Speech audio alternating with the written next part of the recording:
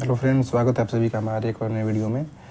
तो हम लोग एनसीईआरटी का जो क्वेश्चन बैंक कर रहे थे, यानी कि प्रैक्टिस सेट कर रहे थे, उसका ये प्रैक्टिस सेट नंबर 3 होने वाला है।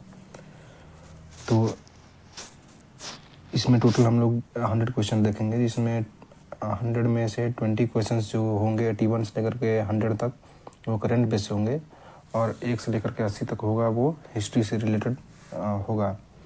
तो हम लोग इस वीडियो में सिर्फ 1 से लेकर के 80 तक जो क्वेश्चंस हैं उसको हम लोग सॉल्व करने वाले हैं। चलिए बिना देर किए हम लोग वीडियो को स्टार्ट करते हैं। तो सबसे पहला सवाल करता है कि औपनिवेशिक शासनकाल में औपनिवेशिक शासन में अंग्रेजों द्वारा जंगल काटने के क्या कारण थे। ठीक है, जंगल काटने के क्या कारण थे। तो इसका ऑप्शन कहता है कि शाही नौसेना हेतु लकड़ी की आपूर्ति के लिए, रेल लाइनों के प्रसार के लिए, व्यावसायिक कृषि बागानों के प्रसार के लिए। तो ये तो औपनिवेशिक शासनकाल में शाही नौसेना के लिए भी होता था, लकड़ी के लिए, रेल लाइनों के प्रसार के लिए भी होता था, और व्यावसायिक कृषि बागानों के प्रसार के लिए भी होता था। तो हम कह सकते हैं कि ये तीनों सही है, यानी कि option number D is the right answer. Question number 2 देख लेते हैं हम। क्वेश्चन नंबर 2 कहता है कि भारतीय वन सेवा की स्थापना किस वर्ष की गई। भारतीय वन सेवा की स्थापना किस वर्ष की गई। तो भारतीय वन सेवा की स्थापना दोस्तों 1864 ईस्वी में की गई। ठीक है, इस जैसे कि उस समय के दौरान जंगलों की अंधाधुंध कटाई हो रही थी, तो ऐसा लगा कि जंगल जो है वो बहुत जल्दी ही नष्ट हो जाएंगे। तो क्या किया कि बैडिंग नामक जर्मन विशेषज्ञ को इस मशवरे के लिए बुलाया गया था, और उस देश का पहला वन महानिदेशक नियुक्त किया गया था। तो बैडिंस जो था उसको जंगल के निरीक्षण के लिए 1864 ईस्वी में भारतीय वन सेवा की स्थापना किया था। ठीक है, नेक्स्ट देख लेते हैं क्वेश्चन नंबर 3। क्वेश्चन नंबर 3 कहता है कि इंपीरियल फॉरेस्ट रिसर्च इंस्टीट्यूट के संबंध में निम्नलिखित कथनों पर विचार करें। इंपीरियल फॉरेस्ट रिसर्च इंस्टीट्यूट के संबंध में निम्नलिखित कथनों पर विचार करें। इसकी स्थापना वर्ष 1905 में देहरादून में हुई। यहाँ जिस पद्धति से शिक्षा दी जाती थी उसे वैज्ञानिक वानिकी कहा गया। तो इसमें बताना सत्य कथन। तो देखिए इसका सत्य कथन हो जाएगा दोस्तों ऑप्शन नंबर 2। ऑप्शन नंबर 1 क्यों गलत हो जाएगा, क्योंकि इसकी स्थापना 1905 में नहीं बल्कि 1906 में हुई थी। ये तो बात सच है कि देहरादून में हुई थी, लेकिन इसकी स्थापना 1906 में हुई थी, इसलिए ये गलत हो जाएगा। और ये वैज्ञानिक वानिकी कहा गया, यानी कि साइंटिफिक फॉरेस्ट्री कहा गया, ये बात बिल्कुल सही है। तो इसके अकॉर्डिंग हमारा ऑप्शन नंबर 2 हो जाएगा। ठीक है, नेक्स्ट क्वेश्चन देख लेते हैं। क्वेश्चन नंबर 4 कहता है कि वन अधिनियम 1878 के संबंध में निम्नलिखित कथनों पर विचार करें। वन अधिनियम 1878, इसमें सत्य कथन का चयन करना है। जंगल को 3 श्रेणियों में विभाजित किया गया, आरक्षित, सुरक्षित एवं ग्रामीण। हाँ, ये सही है, वन अधिनियम 1878 के अंतर्गत ये बात थी। अच्छा, दूसरा है कि सबसे अच्छे जंगलों को आरक्षित वन कहा गया। गाँव वाले केवल सूखी लकड़ी एवं विशेष प्रकार की औषधि ही इन जंगलों से ले सकते थे। नहीं, ऐसा नहीं था। गांव वाले सिर्फ इन जंगलों से अपने उपयोग के लिए कुछ भी नहीं ले सकते थे, चाहे वो सूखी लकड़ी हो, चाहे वो किसी भी प्रकार की औषधि क्यों ना हो, इसमें से कुछ भी नहीं ले सकते थे। ये वाला गलत हो जाएगा, यानी कि ऑप्शन नंबर हमारा केवल एक सही होगा। चलिए नेक्स्ट क्वेश्चन देख लेते हैं। नेक्स्ट क्वेश्चन है question number 5। Question number 5 question number 5 में कहता है कि झूम खेती के नाम एवं संबंधित क्षेत्र का सही मिलान करें।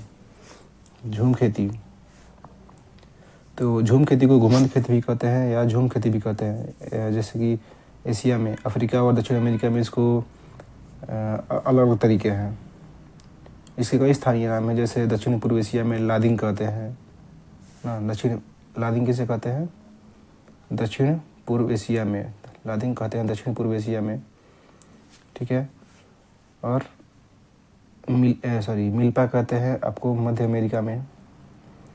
चितमेन कहते हैं आपको अफ्रीका में, और चेना कहते हैं श्रीलंका में।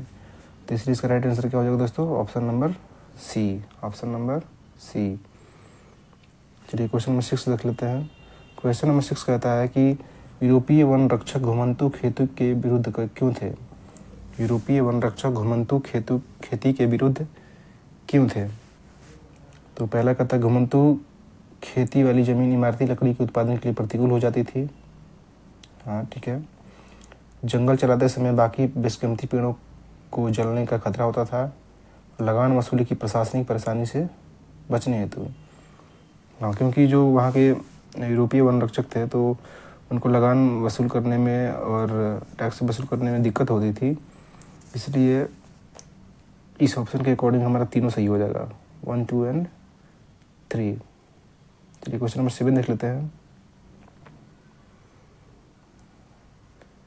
क्वेश्चन नंबर 7 कहता है कि अंग्रेजों द्वारा वन व्यापार को सरकारी नियंत्रण में लेने को क्या प्रभाव हुए। अंग्रेजों द्वारा वन व्यापार को सरकारी नियंत्रण में लेने के क्या प्रभाव हुए। तो पहला ऑप्शन कहता है कि वन व्यापार की इजारादारी यूरोपीय व्यापारी कंपनियों को सौंप दी गई। स्थानीय लोगों द्वारा शिकार करने और पशुओं को चराने पर बंदिश लगा दी गई। कुछ घुमंतु समुदाय खदानों एवं बागानों में काम करने पर मजबूर हुए। तो सत्य कथन क्या हो जाएगा दोस्तों, तीनों सत्य कथन है। क्या हो जाएगा, तीनों सत्य कथन है। तो इसका आंसर हो जाएगा दोस्तों कौन सा, 1, 2 और 3। ठीक है, नेक्स्ट क्वेश्चन देख लेते हैं। क्वेश्चन नंबर 8 कहता है कि देवसारी या मान किसे कहा जाता था। देवसारी या मान किसे कहा जाता था। तो दोस्तों अब देखिए कि बस्तर जो क्षेत्र था हमारा, है ना, बस्तर क्षेत्र था, उसमें विभिन्न जनजाति के लोग रहते थे। उनके गांव की चौहद्दी निर्धारित होती थी, इसलिए ये लोग इन सीमाओं के भीतर ही समस्त प्राकृतिक संपदाओं को देखभाल करते थे। तो यदि एक गांव के लोग दूसरे गांव से लकड़ी ले जाना चाहते थे तो इसके बदले वे एक छोटा सा शुल्क अदा करते थे। इसको क्या कहते थे, देवसारी कहते थे, या दांड या मान भी कहते थे। देवसारी कहते थे या दांड कहते थे या मान कहते थे। यानी कि इसका हो जाएगा कि जनजातीय क्षेत्रों में लकड़ी के बदले लगने वाले शुल्क, लकड़ी के बदले जो शुल्क लगता था उसको हम लोग देवसारी कहते थे। क्वेश्चन नंबर 9 हो जाएगा ब्लेडाउन-लिएंस्टेन व्यवस्था के संबंध में निम्नलिखित कथनों पर विचार करें। तो यह व्यवस्था अंग्रेजों द्वारा बस्तर में प्रारंभ किया गया। सत्य कथन चुनना है आपको। यह व्यवस्था अंग्रेजों द्वारा बस्तर में प्रारंभ किया गया। नहीं, ये तो गलत हो जाएगा दोस्तों, क्योंकि यह व्यवस्था जो था वो अंग्रेजों द्वारा जावा में शुरू किया गया था। अंग्रेजों द्वारा नहीं, डचों द्वारा जावा में शुरू किया गया था रेल लाइन के निर्माण के लिए। ठीक है, तो ये तो गलत हो जाएगा। आगे कहता है कि इससे गांव वाले के लगान मुक्ति के बदले लकड़ी ढोने के लिए मुफ्त में भैंस उपलब्ध कराएंगे। हाँ, ये बात थी वहाँ पे। तो इसका ऑप्शन नंबर क्या हो जाएगा, केवल 2, ऑप्शन नंबर 2। क्वेश्चन नंबर 10 कहता है कि सरना, देवराकुड़ू, कान, राई इत्यादि क्या थे। सरना, देवराकुड़ू और कान, राई इत्यादि क्या थे। तो ये जो है झूम खेती के प्रकार नहीं, ये तो नहीं हो सकता। जनजातीय लोगों द्वारा शिकार की पद्धति, ये भी नहीं होगा। जनजातीय लोगों के लिए पवित्र बगीचा, हाँ ये इसी को बोलते थे। ऑप्शन नंबर डी भी नहीं होगा। तो इसके पीछे क्या है कि जनजातीय लोगों द्वारा वन संरक्षण किया जाता था। तो भारत के विभिन्न भागों में जंगल सिर्फ इसलिए बच पाए क्योंकि ग्रामीणों ने सरना, देवराकुड़ू, कान, राई इत्यादि नाम से एक पवित्र बगीचा समझकर इसको संभाल कर रखा था। ठीक है, तो ये ऑप्शन नंबर सी इसका करेक्ट आंसर हो जाएगा। क्वेश्चन नंबर 11 देखते हैं। क्वेश्चन नंबर 11 कहता है कि चरवाहा समुदाय तथा उनके संबंधित तथ्य से मिलान करें। चरवाहा समुदाय एवं उनसे संबंधित तथ्य से मिलान करें। तो गोल्ला समुदाय,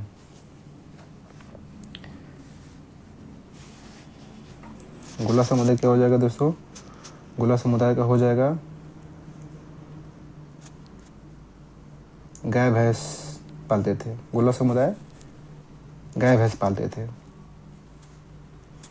ठीक है, ओके। जबकि कुरुमा समुदाय के लोग क्या करते थे, भेड़ बकरियों को पालते थे। ठीक है, और हाथ के बने कंबल भी बेचते थे। राइका जो समुदाय थी राजस्थान के रेगिस्तान में रहते थे। और थंगर जो थे वो महाराष्ट्र में एक जाना माना चरवाहा समुदाय था। धंगर महाराष्ट्र में एक जाना माना चरवाहा समुदाय था। तो इसका आंसर हो जाएगा दोस्तों कौन, 1 का बी, 2 का ए, 1 का बी, 2 का ए, 3 का सी, 4 का डी, यानी कि option number B is the right answer. ठीक है, नेक्स्ट क्वेश्चन करते हैं, क्वेश्चन नंबर 12। क्वेश्चन नंबर 12 कहता है कि प्राचीन काल के भ्रमणकारियों के संबंध में निम्न कथनों पर विचार करें। व्यापारी अवसरों की तलाश में एक स्थान से दूसरे स्थान तक भ्रमण करते रहे हैं।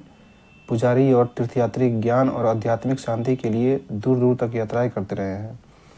उपयुक्त में से कौन सा कथन सत्य है? तो ये दोस्तों दोनों कथन सत्य है, 1 और 2 दोनों कथन सत्य है यहाँ पे। तो इसका राइट आंसर क्या हो जाएगा दोस्तों? Option number C. तो चलिए क्वेश्चन नंबर 13 देख लेते हैं। क्वेश्चन नंबर 13 कहता है कि प्राचीन काल में विभिन्न यात्रियों के माध्यम से क्या क्या विभिन्न क्षेत्रों के मध्य आदान प्रदान नहीं होता था? क्या क्या नहीं होता था? तो मूल्य एवं मान्यताएं, ये तो होता ही था दोस्तों। हुनर, ये भी होता था। विचार, ये भी होता था। आविष्कार, ये भी होता था। कीटाणु एवं बीमारियाँ, हाँ बीमारियाँ भी एक जगह से दूसरी जगह आदान प्रदान हो जाती थी। तो इसके अनुसार क्या है कि कौन सा प्रदान नहीं होता है, यानी कि ऑप्शन नंबर डी हो जाएगा इसका। इसमें ऐसा कोई भी नहीं है जो कि आदान प्रदान नहीं होता था। Question number 14।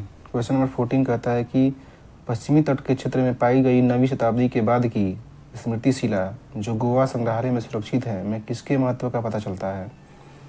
किसके महत्व का पता चलता है? तो इसमें देखिए क्या है कि जो गोवा में संग्रहालय है उसमें जलपोतों की तस्वीरें पाई गई है। तो ये जो जलपोते थे उनसे हमें उस काल के समुद्री महत्व को के बारे में जानकारी मिलती है। तो यानी कि समुद्री व्यापार के बारे में जानकारी मिलती है।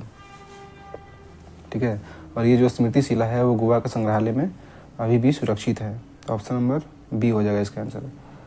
क्वेश्चन नंबर 15 कहता है कि सिल्क मार्ग के संबंध में निम्न कथनों पर विचार करें। सिल्क मार्ग के संबंध में निम्न कथनों पर विचार करें और कौन सा कथन सही है, इसके जवाब देना है। ठीक है, तो पहला कहता है कि सिल्क मार्ग केवल जमीनी भूभाग से ही गुजरता था। बिल्कुल गलत है ना। सिल्क मार्ग देखिए क्या कि इसका अस्तित्व लगभग 15वीं शताब्दी तक था। इस मार्ग से पश्चिम की ओर भेजे जाने वाले चीनी रेशम का काफ़ी महत्व था। समुद्र या जमीन से गुजरने वाले सिल्क क्षेत्रों को एक दूसरे से जोड़ने का कार्य करते थे, बल्कि एशिया और यूरोप और उत्तरी अफ्रीका से भी जोड़ते थे, है ना। तो पहला कथन क्या हो जाएगा? पहला कथन तो गलत हो जाएगा। अच्छा, दूसरा, ये हमारा केवल चीन और एशिया को भूभाग से जोड़ता था। नहीं, ये चीन और एशिया को भूभाग से नहीं जोड़ता था, बल्कि एशिया को यूरोप और उत्तर अफ्रीका से भी जोड़ता था। अच्छा, यह मार्ग लगभग 15वीं शताब्दी तक अस्तित्व में था। हाँ, ये बात सही है। सोना चांदी जैसे कीमती धातु इसी मार्ग से एशिया से यूरोप की ओर पहुँचती थी। तो ये भी एशिया से यूरोप की ओर पहुँचती थी। नहीं दोस्तों, ये गलत है। ये क्या है? यूरोप से एशिया की ओर पहुँचती थी, उसका उल्टा होगा। तो ये भी गलत हो जाएगा, यानी कि ऑप्शन नंबर हमारा 3, ऑप्शन नंबर 3 हमारा करेक्ट आंसर है। चलिए नेक्स्ट क्वेश्चन देख लेते हैं। नेक्स्ट क्वेश्चन 16 कहता है कि चीन की एक गुफा पेंटिंग में सिल्क मार्ग को दर्शाया गया है, उस गुफा का क्रमांक है। चीन की एक गुफा पेंटिंग में सिल्क मार्ग को दर्शाया गया है, उस गुफा का कौन सा नंबर है? तो चीन की एक गुफा पेंटिंग में सिल्क मार्ग को दर्शाया गया है। यह गुफा लगभग 8वीं सदी में बना था, और 8वीं सदी में जो बना था ये गुफा, तो इस गुफा का नाम मोगाओ ग्रोटोज है। मोगाओ ग्राटोज है, जो चीन के गंसू प्रांत में है। और इसका क्रमांक लगभग कौन सा है जी? गुफा क्रमांक 217। गुफा क्रमांक 217। नेक्स्ट है, मार्को पोलो के किताब का क्या नाम है? मार्को पोलो की किताब का क्या नाम है? तो इसका राइट आंसर हो जाएगा book of Marvels. Book of Marvels. Book of Marvels को 15वीं शताब्दी में लिखा गया था। चलिए नेक्स्ट क्वेश्चन देख लेते हैं। स्पैघेटी क्या है?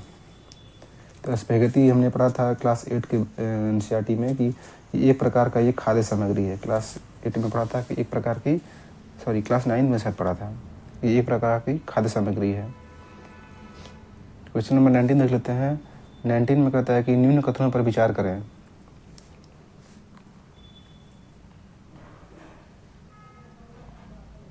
आलू, सोया, मूंगफली का उद्भव भारत में हुआ था। ये खाद्य पदार्थ यूरोप एवं एशिया में तब पहुंचे जब क्रिस्टोफर कोलंबस ने अमेरिका की खोज की। तो इसमें से कौन सा कथन सत्य है? तो ऑप्शन नंबर 2 हो जाएगा सिर्फ। देखिए, आलू और सोया मूंगफली, आलू, सोया, मूंगफली, मटर, टमाटर, मिर्च, शकरकंद, ऐसे बहुत सारे खाद्य पदार्थ थे, लगभग 500 से अधिक, नहीं सॉरी, लगभग बहुत सारे थे जो कि भारत में नहीं थे, इनका उद्भव भारत में नहीं हुआ था। ठीक है, इसलिए क्या हो जाएगा, ये गलत हो जाएगा और ये सही हो जाएगा। कि जब क्रिस्टोफर कोलंबस ने अमेरिका की खोज की तब ये सब चीज़ें जो है यूरोप से एशिया पहुंची, यानी कि ऑप्शन नंबर 2 हमारा राइट आंसर है। क्वेश्चन नंबर 20 कहता है, 20 में कहता है कि 16वीं सदी के संदर्भ में निम्न कथनों पर विचार करें। और कथन असत्य है, कौन सा कथन असत्य है वो बताना है। 16वीं सदी के मध्य तक आते आते पुर्तगाली और स्पेनिश सेनाओं ने अमेरिका को उपनिवेशी बनाना शुरू कर दिया था। ये बात तो बिल्कुल सही है। यूरोपीय सेना ने पुर्तगाली एवं स्पेनिश अपनी सैन्य ताकत के बल पर अमेरिका के विभिन्न क्षेत्रों को जीता था। ये गलत है ना, ये गलत है। आगे कि इस समय अमेरिका वासियों में चेचक से लड़ने के लिए रोग प्रतिरोधी क्षमता विकसित हो चुकी थी। नहीं, ये विकसित अभी नहीं हुई थी, रोग प्रतिरोधी क्षमता विकसित नहीं हुई थी, यानी कि दोनों कथन असत्य हैं। तो केवल 2 और 3 कथन क्या है, असत्य हो जाएंगे। चलिए क्वेश्चन नंबर 21 देख लेते हैं।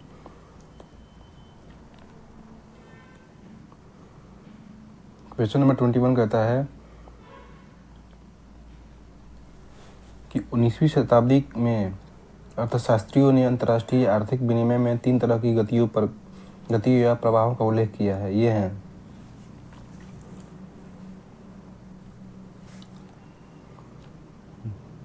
व्यापार, पूंजी, भूमि। इसमें से कूट का प्रयोग कर सही उत्तर चुने। तो इसमें हो जाएगा आपका व्यापार और पूंजी, क्योंकि 19वीं शताब्दी के अर्थशास्त्रियों ने अंतर्राष्ट्रीय आर्थिक विनिमय में 3 तरह की गतिविधियों का प्रवाह किया था। ठीक है, तो इसमें व्यापार, पूंजी और भूमि नहीं था, इसमें क्या था, श्रम। इसमें श्रम था, इसलिए ये ऑप्शन हमारा गलत हो जाएगा। ऑप्शन नंबर 1 और 2 कौन सा हो जाएगा, केवल 1 और 2। ध्यान रखिएगा, इसमें व्यापार, श्रम और पूंजी दिया गया था, न कि भूमि। चलिए नेक्स्ट क्वेश्चन देख लेते हैं। क्वेश्चन नंबर 22 कहता है कि औपनिवेशिक सरकार ने किस वर्ष अपराधी जनजाति अधिनियम पारित किया। तो दोस्तों, अपराधी जनजाति सरकार द्वारा, औपनिवेशिक सरकार द्वारा 1871 में पारित किया गया था, जो कि घुमंतु लोगों पर लागू कर दिया गया था, क्योंकि अंग्रेज लोग जो थे घुमंतु लोगों को सख्त नज़र से देखते थे। तो क्रिमिनल ट्राइब एक्ट को 1871 में पारित कर गया, जिसके दौरान क्या हुआ कि अनुसूचित गांवों के लोगों को एक जगह से दूसरे जाने की पाबंदी लगा दी गई। चलिए नेक्स्ट देख लेते हैं।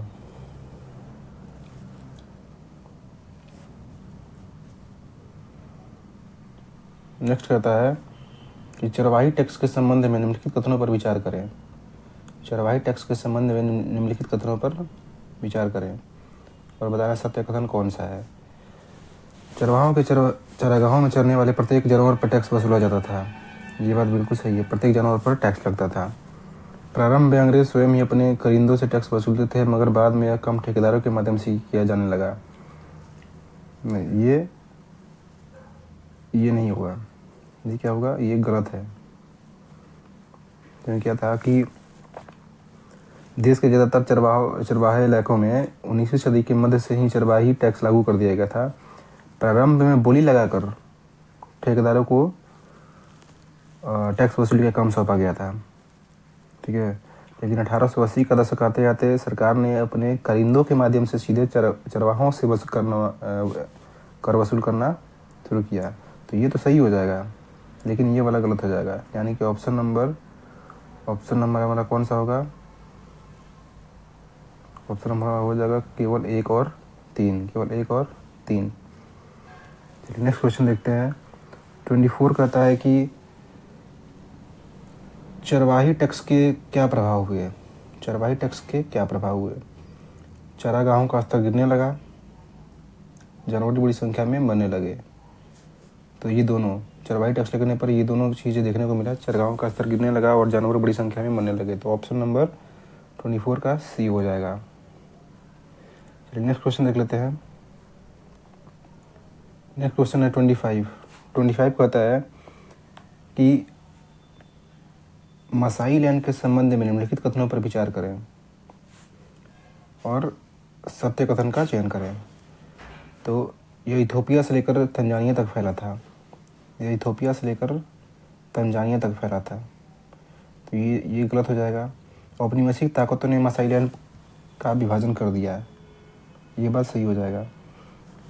तो ये जो है इथोपिया से लेकर तंजानिया तक नहीं फैला था, ये था उत्तरी कीनिया से लेकर तंजानिया, उत्तरी कीनिया से लेकर के तंजानिया तक फैला था। तो यहाँ पे ये गलत हो जाएगा। तो इसका राइट आंसर हो जाएगा केवल दो हो जाएगा इसका आंसर। तो क्वेश्चन नंबर 26 देखते हैं। 26 कहता है कि औपनिवेशिक शासन तथा मसाइयों के संबंध में निम्नलिखित कथनों पर विचार करें। औपनिवेशिक सत्ता के हस्तक्षेप के कारण वरिष्ठ जनों और योद्धाओं के परंपरागत उम्र आधारित संस्था पूरी तरह समाप्त हो गई। अमीर और गरीब चरवाहों के बीच भेदभाव बढ़ गया है। तो इसका राइट आंसर हो जाएगा ये वाला सही है, यानी कि केवल 2, 26 का 2 हो जाएगा। चलिए क्वेश्चन नंबर 27 देख लेते हैं। क्वेश्चन नंबर 27 कहता है कि राष्ट्रवाद की पहली स्पष्ट अभिव्यक्ति फ्रांस की क्रांति को क्यों माना जाता है। फ्रांस क्रांति को क्यों मनाया जाता है। तो प्रभुसत्ता राजतंत्र से निकलकर फ्रांसीसी नागरिकों के समूह में हस्तांतरित हो गई थी। हाँ, ये सही है। सामूहिक पहचान की भावना विकसित होने के कारण, ये भी सही है। नए फ्रांसीसी झंडे के कारण जिसने पुराने राष्ट्रध्वज की जगह ले ली थी, ये भी सही है। यानी कि हमारा 27 का ये हो जाएगा डी।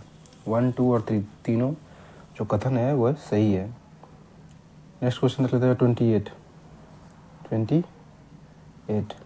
कहता है कि नेपोलियन की नागरिक संहिता में निम्न प्रावधान थे। नेपोलियन के नागरिकता संहिता में निम्न प्रावधान थे। तो जन्म पर आधारित विशेषाधिकार समाप्त कर दिया गया है, बिल्कुल राइट है। कानून के समक्ष बराबरी और संपत्ति के अधिकार को सुरक्षित बनाया गया, बिल्कुल राइट है। इस संहिता को फ्रांसीसी नियंत्रण के अधीन क्षेत्रों में भी लागू किया गया, ये भी राइट है। यानी कि option number D is the right answer. Question number 29 में कहता है कि हैब्सबर्ग साम्राज्य के संबंध में निम्नलिखित कथनों पर विचार करें।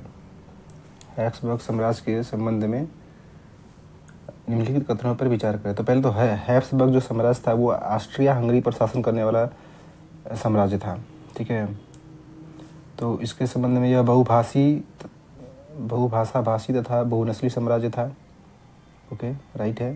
यह साम्राज्य ऑस्ट्रिया तथा हंगरी पर शासन करता था, ये भी राइट है। यानी कि option number C is the right answer. चलिए क्वेश्चन नंबर 30 देख लेते हैं। 30 कहता है कि एले क्या थी। तो एक किताब थी, कपड़ा नापने का पैमाना था, नेपोलियन द्वारा जीता गया आखिरी शहर था, व्यापारिक संघ था। तो इसका राइट आंसर हो जाएगा दोस्तों कपड़ा नापने का पैमाना।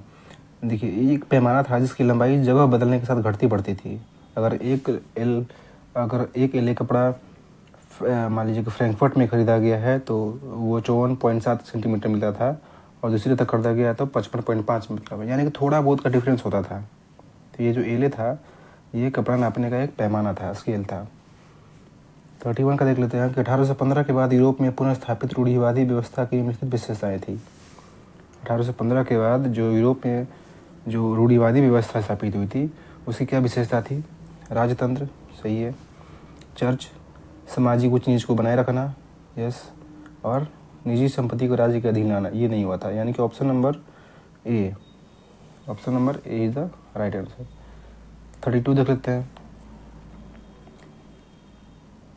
32 में कहता है कि जेसीपी मेजनी के संबंध में निम्नलिखित कथनों पर विचार कीजिए ना। जेसीपी मेजनी के संबंध में निम्नलिखित कथनों पर विचार कीजिए। पहला कहता है कि वह कार्बोनारी के गुप्त संगठन का सदस्य बना। हाँ, ये सही है। उसने 2 और भूमिगत संगठनों की स्थापना की। पहला था बर्न में यंग इटली और दूसरा मसाई में यंग यूरोप। नहीं, ये रॉन्ग हो जाएगा। क्यों? क्योंकि पहला था मसाई में यंग इटली, यंग इटली, ना कि बर्न में यंग इटली। और दूसरा था बर्न में यंग यूरोप, बर्न में यंग यूरोप, तो ये गलत हो जाएगा। तो इसके अनुसार अकॉर्डिंग टू दिस क्वेश्चन 32 का हो जाएगा ए, 32 का ए हो जाएगा। तो 33 देख लेते हैं। 33 में कहता है कि मेटरनिख ने किसे हमारी सामाजिक व्यवस्था का सबसे खतरनाक दुश्मन बताया है। तो मेटरनिख ने जोसेफ मेजनी को सबसे खतरनाक दुश्मन बताया है। चलिए आगे देख लेते हैं क्वेश्चन नंबर 34। क्वेश्चन नंबर 34 देख लेते हैं दोस्तों। 34 में है कि यूनान ऑटोमन साम्राज्य से कब स्वतंत्र हुआ। यूनान जो था ऑटोमन साम्राज्य से कब स्वतंत्र हुआ। तो इसका आंसर हो जाएगा दोस्तों 1832। नेक्स्ट क्वेश्चन देख लेते हैं। क्वेश्चन नंबर 35 कहता है कि रूमनीवाद के संबंध में निम्नलिखित कथनों पर विचार करें। रूमानी कलाकारों और कवियों ने तर्क वितर्क और विज्ञान के महिमंडन की आलोचना की। वे एक साझा सामूहिक विरासत की अनुभूति और एक साझा सांस्कृतिक अतीत को राष्ट्र का आधार बनाना चाहते थे। ये दोनों सही है। कौन सा? ये दोनों सही है। जिसका राइट आंसर हो जाएगा ऑप्शन नंबर सी। चलिए आगे बढ़ते हैं। क्वेश्चन नंबर 36 कहता है कि पोलैंड में रूस के विरुद्ध राष्ट्रवादी भावना का मुख्य स्रोत क्या था। पोलैंड में रूस के विरुद्ध राष्ट्रवादी भावना का मुख्य स्रोत क्या था। तो इसका हो जाएगा आंसर दोस्तों भाषा, है ना। भाषा जो थी वहाँ की राष्ट्र भावनाओं के विकास में एक महत्वपूर्ण भूमिका निभाई थी। जैसा कि आपको पता है कि रूसी कब्जे के बाद पोलिश भाषा को स्कूलों में बलपूर्वक हटाकर रूसी भाषा को हर जगह लाद दिया गया था। हाँ, तो यहाँ पे क्या हो जाएगा भाषा। तो चलिए क्वेश्चन नंबर 37 देख लेते हैं। क्वेश्चन नंबर 37 कहता है कि 1848 के फ्रांस की क्रांति के संबंध में निम्नलिखित कथनों पर विचार करें। इस क्रांति के पीछे मुख्यतः आर्थिक कारण जिम्मेदार थे। इस क्रांति के पश्चात 21 वर्ष के ऊपर सभी पुरुषों को मताधिकार मिल गया। राष्ट्रीय सभा को गणतंत्र घोषित कर काम करके अधिकार की गारंटी दी गई। यानी कि ये तीनों भी सही है कथन 1848 के फ्रांस की क्रांति के संबंध में। इसका राइट आंसर हो जाएगा ऑप्शन नंबर डी, 1, 2 और 3 तीनों। क्वेश्चन नंबर 38 देख लेते हैं। 38 में कहता है कि सेंट पॉल चर्च में फ्रैंकफर्ट संसद का आयोजन किस वर्ष हुआ। सेंट पॉल चर्च में फ्रैंकफर्ट संसद का आयोजन किस वर्ष हुआ। तो इसका हो जाएगा आंसर दोस्तों 1848। 1848। नेक्स्ट है 39 में कहता है कि जर्मनी के एकीकरण के संबंध में निम्नलिखित कथनों पर विचार करें और सत्य कथन का चयन करें। जर्मनी के एकीकरण के संबंध में निम्नलिखित कथनों पर विचार करें। ऑटो वन बिस्मार्क ने ऑस्ट्रिया की सेना और नौकरशाही की मदद से जर्मनी को एकीकृत किया। ऑटो वन बिस्मार्क ने ऑस्ट्रिया की सेना और नौकरशाही की मदद से जर्मनी को एकत्रित किया। तो ये गलत हो जाएगा और ये गलत हो जाएगा। और सत्ता के दौरान प्रसार डेनमार्क और फ्रांस के 3 युद्धों में ऑस्ट्रिया की जीत और एकीकरण की प्रक्रिया पूरी हुई। ये भी गलत है। यानी कि ऑप्शन नंबर डी, ना ही 1 और ना ही 2। क्वेश्चन नंबर 40 देख लेते हैं। 40 कहता है कि इटली के एकीकरण के संबंध में सत्य कथन का चयन करें। जोसेफ मेजनी क्रांतिकारी आंदोलन के द्वारा इटली को गणराज्य बनाने का प्रयास किया। ये सही है। मंत्री प्रमुख काउर जो जनतंत्र में विश्वास रखता था, फ्रांस से सर्डिनिया पिडमॉन्ट की एक चतुर कूटनीतिक संधि से 1859 में ऑस्ट्रेलियाई बलों को हरा पाने में कामयाब हुआ। ये सर्डिनिया पिडमॉन्ट में ऑस्ट्रेलियाई, ठीक है, ये गलत हो जाएगा। ये क्या हो जाएगा, गलत हो जाएगा। और जेसीपी गरिबाल्डी के नेतृत्व में भारी संख्या में सशस्त्र सबों के युद्ध में हिस्सा लिया। यानी कि ये सही हो जाएगा। ऑप्शन नंबर हो जाएगा इसको दोस्तों 1 और 3। 1 और 3 हो जाएगा। चलिए अब नेक्स्ट क्वेश्चन देख लेते हैं। नेक्स्ट क्वेश्चन अपने पास है 41 में कहता है कि आयरलैंड को ब्रिटेन में कब सम्मिलित किया गया। आयरलैंड को ब्रिटेन में कब सम्मिलित किया गया। इसका राइट आंसर हो जाएगा 1801। 1801। नेक्स्ट क्वेश्चन देख लेते हैं 42 में कहता है कि प्रथम विश्व युद्ध ने भारतीय समाज पर क्या प्रभाव डाला था। तो करों में वृद्धि की गई थी, खाद्य पदार्थों का भारी अभाव पैदा हो गया था और सिपाहियों को जबरन भर्ती किया गया था। यानी कि तीनों सही है। 42 का डी हो जाएगा राइट आंसर दोस्तों। अब चलिए 43 देख लेते हैं। 43 में कहता है सॉरी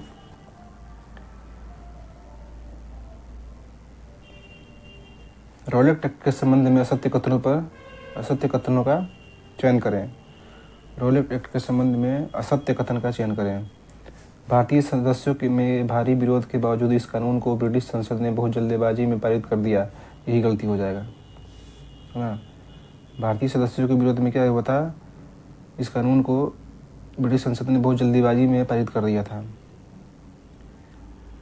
तो असत्य कथन यही है, क्योंकि जल्दीबाजी में तो ये नहीं लिया गया था। भारतीय सदस्यों के भारी विरोध के बावजूद इस कानून को इंपीरियल लेजिस्लेटिव काउंसिल ने बहुत जल्दीबाजी में पारित कर दिया था। ठीक है, इसको कुचलने के लिए राजनीतिक गतिविधियों को कुचलने और राजनीतिक कैदियों को 2 साल तक बिना मुकदमा चलाए जेल में बंद रखने का अधिकार मिल गया था। तो ऑप्शन नंबर कौन सा हो जाएगा दोस्तों? 43 का ए हो जाएगा, यही असत्य कथन था।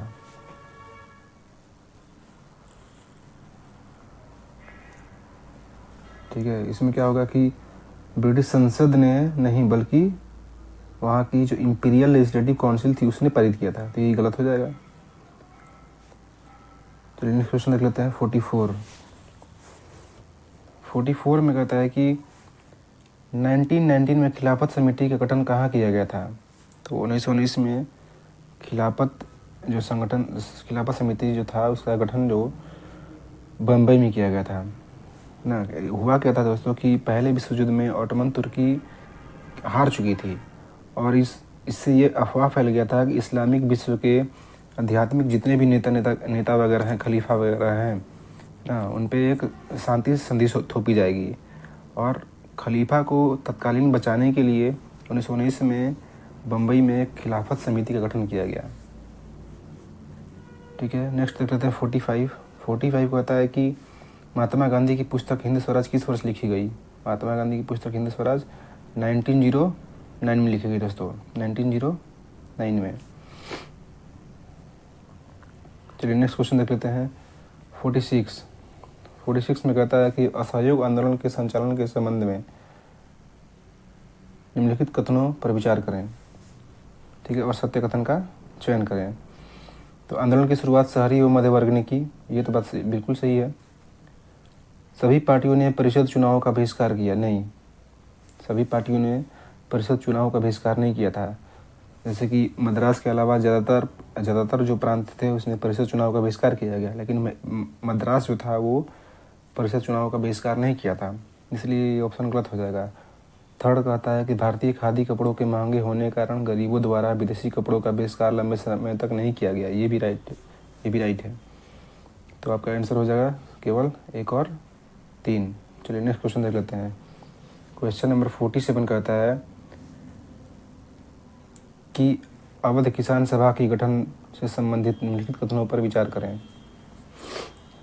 ठीक है, तो इसका गठन अक्टूबर 1920 में किया गया था, ये बिल्कुल राइट है ना, क्योंकि अवध में सन्यासी जो बाबा रामचंद्र थे वो किसानों का नेतृत्व कर रहे थे ना, तो इसका गठन अक्टूबर 1920 में किया गया था।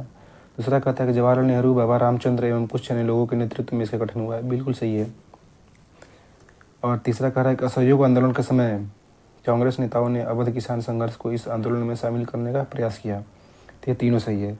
यानी कि हमारा ऑप्शन हो जाएगा 47 का ऑप्शन हो जाएगा दोस्तों ऑप्शन नंबर डी। चलिए अब आगे बढ़ते हैं, क्वेश्चन नंबर 48 देखते हैं।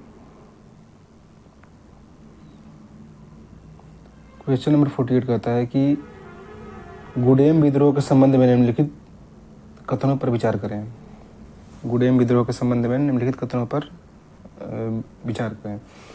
तो पहला तो ये बात है कि गुडेम विद्रोह जो था वो आंध्र प्रदेश में हुआ था, आंध्र प्रदेश की गुडेम पहाड़ियों में हुआ था, तो ये तो कर्नाटक वाला पहले ही गलती हो जाएगा, कर्नाटक में नहीं हुआ था बल्कि आंध्र प्रदेश में हुआ था।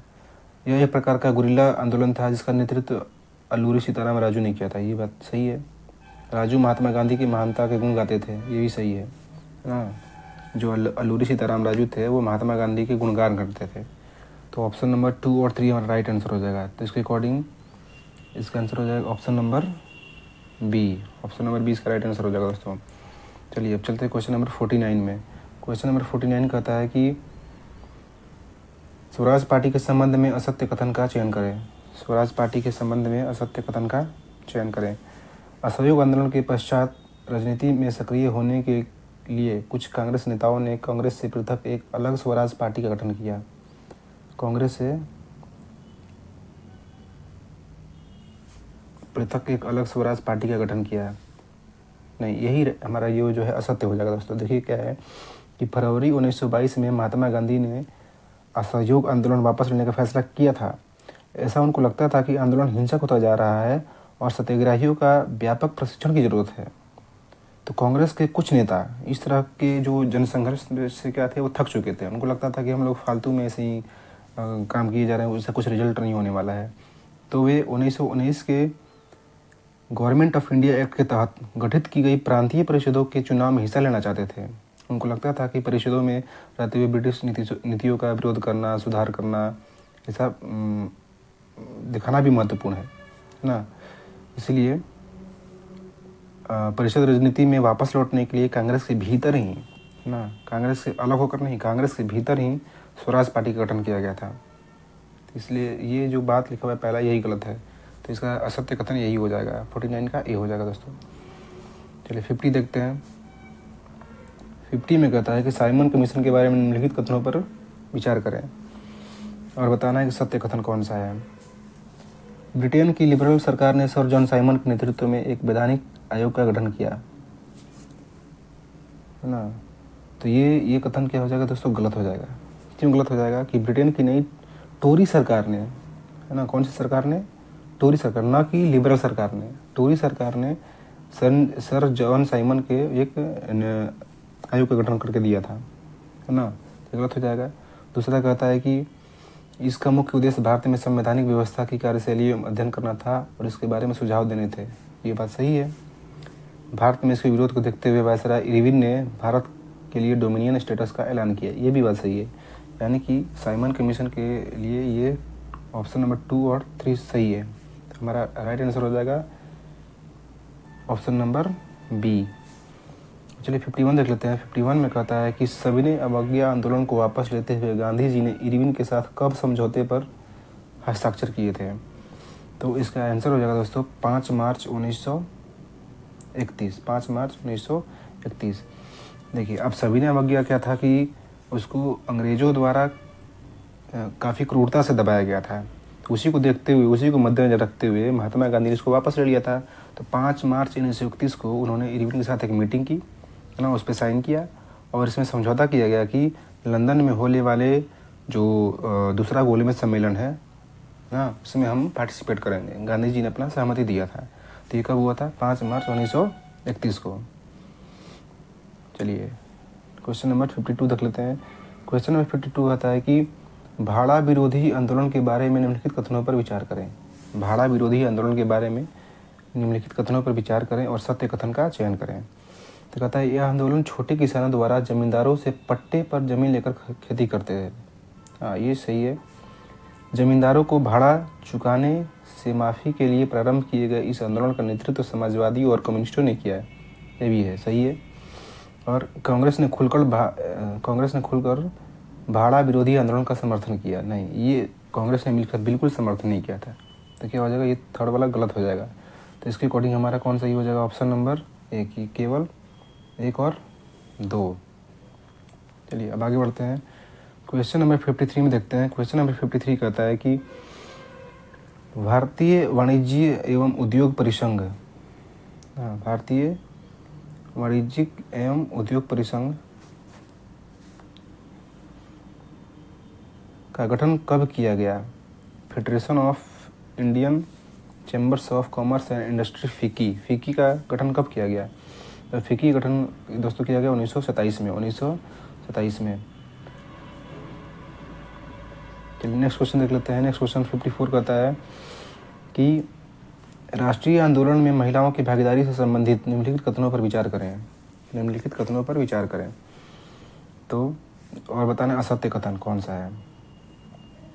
तो गांधी जी के आह्वान के बाद राष्ट्रीय आंदोलन में महिलाओं की भागीदारी बढ़ गई, सत्य कथन है। गांधी जी का मानना था कि घर चलाना, चूल्हा चौका संभालना, अच्छी माँ व अच्छी पत्नी की भूमिकाओं का निर्वाह करना ही औरत का असली कर्तव्य है। हाँ ये भी सही है। कांग्रेस औरतों को महत्वपूर्ण जगह देने में हिचकिचाती थी, ये भी सही है। यानी कि इसमें कोई भी असत्य कथन नहीं है, कोई भी असत्य कथन नहीं है, तो इसका आंसर हो जाएगा उपयुक्त में से कोई नहीं, उपयुक्त में से कोई नहीं। चलिए क्वेश्चन नंबर 55 देख लेते हैं। 55 में कहता है कि डॉक्टर अम्बेडकर ने किस वर्ष दलितों के लिए दलित या दलित वर्ग एसोसिएशन, डिप्रेस्ड क्लास एसोसिएशन का स्थापना किया? तो इसका राइट आंसर हो जाएगा दोस्तों 1930 में। 1930 में उन्होंने क्या किया कि दलितों के लिए एक अलग निर्वाचन क्षेत्रों के सवाल पर दूसरे गोलमेज सम्मेलन में महात्मा गांधी के साथ उनकी काफ़ी कहासुनी हो गई थी, है ना। तो 1930 याद रखिएगा। चलिए क्वेश्चन नंबर 56 देख लेते हैं। क्वेश्चन नंबर 56 कहता है कि सन्यासिनी रूपी भारत माता के विख्यात छवि को सर्वप्रथम किसने चित्रित किया था? यानी कि जो भारत माता की जो सन्यासिनी रूपी जो चित्र है उसको सर्वप्रथम किसने चित्रित किया था? तो इसका राइट आंसर हो जाएगा दोस्तों अवनींद्रनाथ टैगोर। अवनींद्रनाथ टैगोर। चलिए नेक्स्ट क्वेश्चन देख लेते हैं। क्वेश्चन नंबर 57 कहता है कि उपनिवेश काल में भारतीय झंडे के संबंध में निम्नलिखित कथनों पर विचार करें। बंगाल में स्वदेशी आंदोलन के दौरान तिरंगा झंडा में हरा, पीला और लाल रंग थे। नहीं, ये बात गलत है। सॉरी ये बात तो सही हो जाएगा दोस्तों। बंगाल में स्वदेशी आंदोलन के दौरान तिरंगा झंडा में हरा, पीला और लाल रंग थे, ये तो बात सही हो जाएगा। ठीक है। 1921 तक गांधी जी ने भी स्वराज का झंडा तैयार कर लिया, यह भी तिरंगा सफ़ेद, हरा और लाल था, ये भी बात सही है। तो हमें क्या बताना है कि असत्य कथन का चयन करें। असत्य कथन तो इसमें एक भी नहीं है, तो इसका आंसर हो जाएगा ऑप्शन नंबर डी, ना ही एक और ना ही दो। चलिए क्वेश्चन नंबर 58 देखते हैं। 58 में कहता है कि भारत छोड़ो आंदोलन का प्रस्ताव किस बैठक में पारित हुआ? भारत छोड़ो आंदोलन का प्रस्ताव किस बैठक में? तो इसका हो जाएगा आंसर दोस्तों वर्धा। हुआ क्या था इसमें कि क्रिप्स मिशन की सफलता और द्वितीय विश्व युद्ध के प्रभाव के कारण भारत में बहुत व्यापक तौर पे असंतोष फैल गया था। तो इसके फलस्वरूप ने क्या किया, गांधी जी ने आंदोलन शुरू किया और उन्होंने अंग्रेज़ों को पूरी तरह से भारत छोड़ने पर मजबूर कर दिया। तो 14 जुलाई 1942 को तो अपने कार्यकारिणी में कांग्रेस की कार्य समिति से ऐतिहासिक भारत छोड़ो प्रस्ताव पारित किया गया और 8 अगस्त 1942 को बम्बई में अखिल भारतीय कांग्रेस समिति के इस प्रस्ताव का समर्थन किया गया। ठीक है, तो इसलिए इसका आंसर क्या हो जाएगा दोस्तों वर्धा। चलिए अब आगे देख लेते हैं। 59 का इंक्विजिशन क्या थी? तो इंक्विजिशन दोस्तों थी एक रोमन कैथोलिक संस्था। चलिए नेक्स्ट देख लेते हैं। क्वेश्चन नंबर 60 देख लेते हैं। क्वेश्चन नंबर 60 कहता है कि छापाखाना प्रगति का सबसे ताकतवर औजार है, इससे बन रही जनमत की आंधी में निरंकुश स्वाद उड़ जाएगा, यह किसने कहा था? तो ये कहा था लुई सेबेस्तिये मर्सिये ने। चलिए अब 61 का देख लेते हैं। 61 में कहता है कि कालक्रम का निर्धारण करें। प्रेस का निर्माण धातु से होने लगा ना, इसको अरेंज करना है। तो सबसे पहले क्या होगा दोस्तों, सबसे पहले क्या हो जाएगा, प्रेस का निर्माण धातु से होने लगा, फिर बेलनाकार प्रेस का आविष्कार, ऑफसेट प्रेस का निर्माण,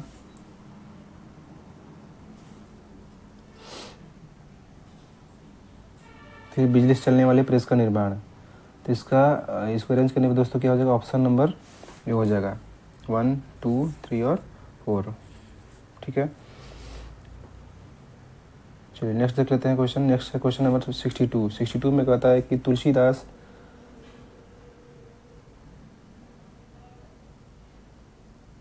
तुलसीदास की 16वीं सदी की किताब रामचरितमानस का पहला मुद्रित संस्करण किस वर्ष प्रकाशित हुआ? तो इसका राइट आंसर हो जाएगा दोस्तों 1810। नेक्स्ट क्वेश्चन देख लेते हैं 64 में कहता है कि मेसोपोटामिया के लेखन कला के संबंध में निम्नलिखित कथनों पर विचार करें और सत्य कथन का चयन करें। तो पहला कहता है कि मेसोपोटामियाई लोग मिट्टी के पट्टिकाओं पर लिखते थे, ये सही है। उनकी अक्कादी भाषा का स्थान किलकार सुमेरियन भाषा ने ले ली। उनकी अक्कादी भाषा का स्थान किलकारी सुमेरियन भाषा ने ले ली, ये गलत हो जाएगा, ये नहीं हुआ था। किलकार चीन अंग्रेजी भाषा के स्वर एवं व्यंजन की तरह होता था, जिसका कारण उनकी भाषा पढ़ी जा सकी, नहीं, ये भी गलत हो जाएगा। ऑप्शन नंबर केवल एक हो जाएगा, 64 का एक हो जाएगा। क्वेश्चन नंबर 65 देख लेते हैं। 65 कहता है कि मेसोपोटामियाई समाज के संबंध में निम्नलिखित कथनों पर विचार करें और सत्य कथन का चयन करें। एक कल परिवार को आदर्श माना जाता था, राइट है। पिता परिवार का मुखिया होता था। पिता का घर, पशुधन, खेत आदि उसके पुत्रों को मिलते थे, ये भी सही है, यानी कि ऑप्शन नंबर डी, केवल 1, 2 और 3। क्वेश्चन नंबर 66 देख लेते हैं। 66 में कहता है कि मेसोपोटामिया के नगर नियोजन के संबंध में निम्नलिखित कथनों पर विचार करें और असत्य कथन बताना है। मेसोपोटामिया में नगर नियोजन पद्धति सुदृढ़ थी, नहीं, रॉन्ग हो जाएगा। मोहनजोदड़ो की तरह जल निकासी के लिए व्यवस्था की गई थी, नहीं, बिल्कुल गलत। और कमरों के अंदर रोशनी खिड़की से नहीं बल्कि आंगन से खुले दरवाजे से आती थी, ये सही है, यानी कि हमारा कथन जो 1 और 2 है क्या हो जाएगा, वो गलत हो जाएगा। तो option number A, option number A. चलिए अब 66 के आगे लिख लेते हैं। 66 के आगे देखते हैं 67। 67 में कहता है कि रोमन समाज के बारे में निम्नलिखित कथनों पर विचार करें और सत्य कथन का चयन करें। एकल परिवार का चलन था, बिल्कुल सही है। पिता की संपत्ति पर पुत्री का मुख्य उत्तराधिकार रहता था, बिल्कुल सही है। पति पत्नी को अलग अलग 2 वित्तीय हस्तियाँ माना जाता था, ये भी सही है, यानी कि 67 का 1, 2 और 3 हो जाएगा इसका राइट आंसर दोस्तों। चलिए 68 देख लेते हैं। 68 में कहता है कि रोमन अर्थव्यवस्था के बारे में निम्नलिखित कथनों पर विचार करें और इसमें सत्य कथन का चयन करें। तो जैतून का तेल निर्यात होने वाली प्रमुख वस्तु थी, सही है। इटली की सोने और चांदी की खदानों में जल शक्ति से खुदाई की जाती थी, नहीं, ये गलत हो जाएगा। ये जल शक्ति से खुदाई स्पेन में जल शक्ति से खुदाई होती थी, ना कि इटली में, ना, तो ये गलत हो जाएगा। और उस समय सुगठित वाणिज्यिक और बैंकिंग व्यवस्था का संचालन होता था, ये भी सही है, यानी कि ऑप्शन नंबर बी हो जाएगा, केवल 1 और 3 जो है सत्य कथन है। क्वेश्चन नंबर 69 देख लेते हैं। 69 में कहता है कि रोमन साम्राज्य में दास प्रथा और श्रमिकों का नियंत्रण के संबंध में असत्य कथन का चयन करें। रोम की अर्थव्यवस्था में अधिकांश श्रम दासों द्वारा ही किया जाता था, ये सही है। पहली शताब्दी के पश्चात दासों के स्थान पर भाड़े की मजदूरों को प्राथमिकता दी गई, ये भी सही है। रोमन व्यवस्था में श्रम प्रबंधन पर बहुत अधिक ध्यान नहीं दिया जाता था, नहीं, यहाँ तो ध्यान दिया जाता था, ये गलत हो जाएगा। तो ऑप्शन नंबर क्या हो जाएगा हमारा, ऑप्शन नंबर हमारा सी जो है वो असत्य कथन है। क्वेश्चन नंबर 70 कहता है कि मंगोलों से संबंधित यास क्या था। मंगोलों से संबंधित यास क्या था, तो यास था हमारा दोस्तों मंगोल जनजाति की परंपरागत प्रथाओं का संकलन को हम लोग यास कहते थे, ठीक है। तो इसका राइट आंसर हो जाएगा ऑप्शन नंबर सी। 71 देख लेते हैं। 71 में कहता है कि अमेरिकी गृह युद्ध के भारत पर क्या परिणाम हुए।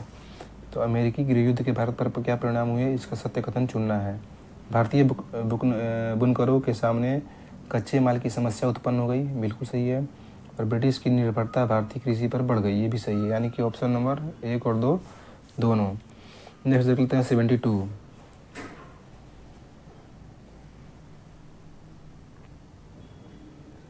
72 कहता है कि गिरमिटिया मजदूरों को सबसे ज़्यादा कहाँ भेजा जाता था। तो गिरमिटिया मजदूरों को सबसे अधिक कैरिबियाई देशों में भेजा जाता था, ठीक है। नेक्स्ट देख लेते हैं 73। 73 में कहता है कि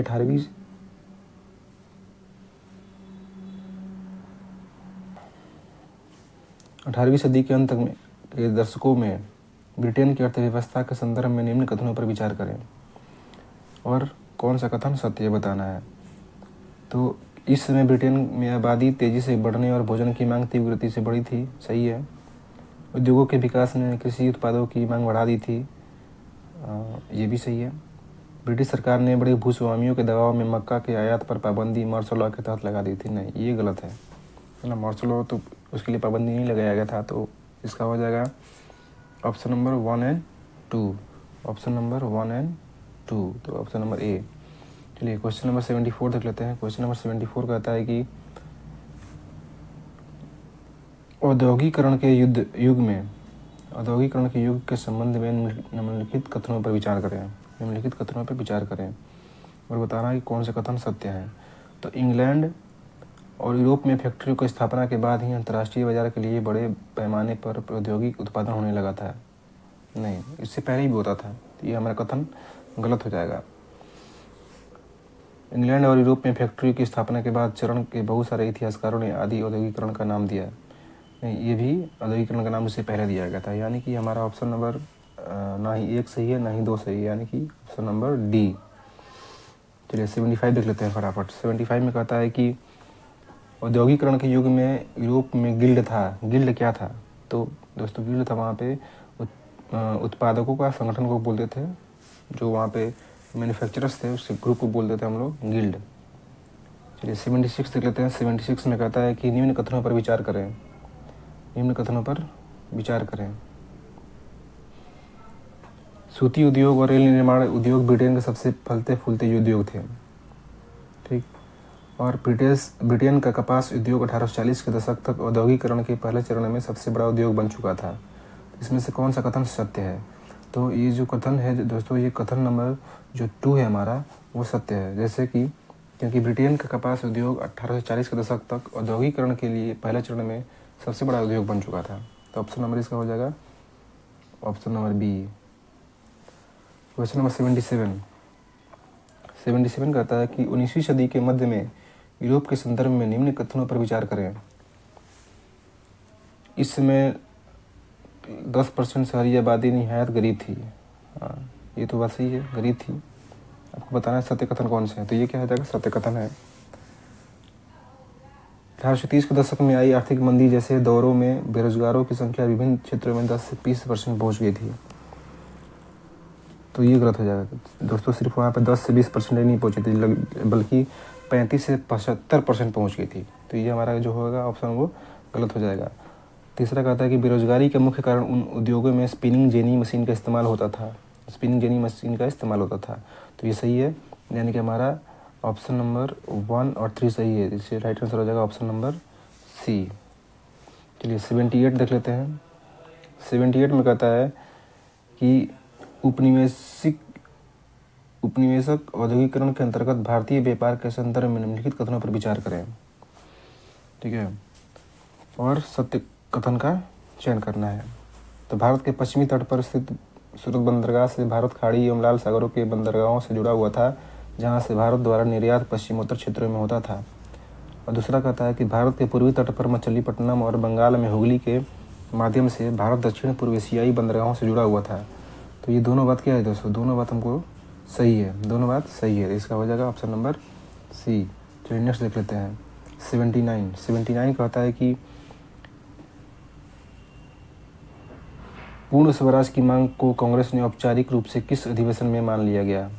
पूर्ण स्वराज की मांग को किस अधिवेशन में मान लिया गया था? तो इसका आंसर हो जाएगा दोस्तों लाहौर अधिवेशन। लाहौर अधिवेशन 1929 की बात कर रहा है ना। चलिए आगे देख लेते हैं। क्वेश्चन नंबर 80 है। क्वेश्चन नंबर 80 कहता है कि ब्रेटन वुड्स समझौता किस वर्ष हुआ? ब्रेटन वुड्स समझौता किस वर्ष हुआ? तो इसका राइट आंसर हो जाएगा दोस्तों 1944 ना। अमेरिका में हुआ था ब्रेटन वुड्स समझौता, जो अमेरिका में एक शहर है न्यू हैम्पशायर, और ब्रेटन वुड्स एक नामक स्थान पर संयुक्त राष्ट्र मौद्रिक एवं वित्तीय सम्मेलन में सहमति बनी थी। तो इस वीडियो में सिर्फ हम लोग 80 क्वेश्चंस करने वाले थे, क्योंकि इसके आगे जो क्वेश्चंस हैं वो करंट अफेयर से संबंधित हैं, जो कि समय समय पर ओल्ड हो जाते हैं। ठीक है, तो ये थे काफ़ी महत्वपूर्ण क्वेश्चंस हिस्ट्री से संबंधित। इसके आगे वाली वीडियो में हम लोग देखेंगे टेस्ट पेपर 4। अभी तक हमने इससे पहले 2 टेस्ट पेपर किया हुआ है। उस वीडियो का वो सब वीडियो जो है आपको प्लेलिस्ट में मिल जाएगा, करंट अफेयर के प्लेलिस्ट में मिल जाएगा, आप जा करके वहाँ से देख सकते हैं। तो इस वीडियो में बस इतना ही। मिलते हैं नेक्स्ट वीडियो में, तब तक के लिए जय हिंद दोस्तों।